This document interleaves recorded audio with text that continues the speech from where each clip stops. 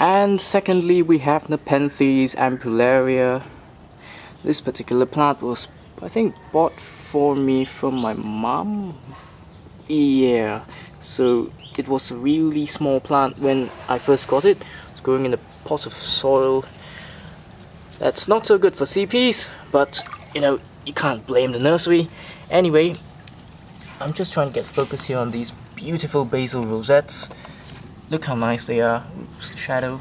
Yeah, this particular species is the speckled variant of Nepenthes ampullaria. It's quite a vigorous grower, but then again, all Nepenthes ampullaria are known to be excruciatingly slow. This plant has been with me for also about a decade, and only now has it begun to produce vines as well as basil rosettes. Previously it was just producing nothing else but vines, and these basil rosettes just refused to show up. As you can see, it's really humid in there. It's growing amongst the Nepenthes trichocarpa and of course roots of its own plant. There, more basil rosettes for you. There we go, Mr. Davian.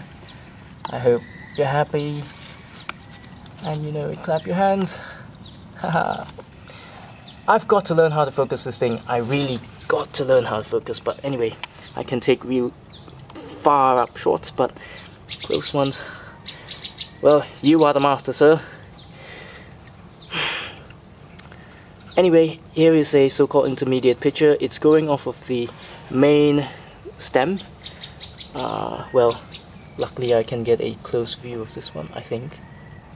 Hold on, let me try and focus it. And there we go, I just press the camera snap button, and it tries its best to focus, but not really. Anyway, so I've been told by a number of sources that Nepenthes ampullaria is one of those rare pitcher plants that actually feeds on detritus on the forest floor, which means it eats other plants, haha, or other dead parts of plants. And it's, I think you already know this by now, but I suppose it's why nature has evolved it to produce these wide open lids so that leaves and other falling debris from the forest can fall into it instead of just landing on the floor. It picks up a lot of its nitrogen content, I think 30% from detritus and the rest of it from rotting carcasses of insects and other small animals. So this is the actual main vine. As you can see, the pitchers mysteriously stop being produced when it gets about 4 or 5 leaves upwards, and yeah, it's quite a tall plant just next to my Nepenthes trichocarpa. It's really nice. I don't know about you, but the new crown of leaves reminds me of some kind of maize plant. Yeah, I don't know, it's just me. Anyway, yeah, here's another vine. The good thing is it doesn't take much of a support to climb. It just grows these really hardy stems. It's really thick and nice, unlike Nepenthes trichocarpa, which has a gracilis parentage, so it's quite flimsy. Well, anyway, I just love these basil rosettes that are growing amongst the rocks. Let me see if I can find a separate rosette for you. No, that's the previous one. Hyperperia. Well, you're looking stunning today. Aha, I think I found some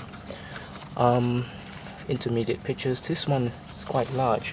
I remember seeing one large, really large one when I was doing some work back here. Oh gosh, this is straining my legs. Well, I think that's the largest one I can find. These plants just grow massive if you give them enough humidity, and yeah, when they're in the shade and they've just got just the right amount of sunlight, they can grow to huge sizes. Look, I can literally stick my thumb in there. Impressive. Really beautiful plants. Well, anyway, that was it for my Nepenthes ampullaria. Hope you've enjoyed it. Let me film some other plant.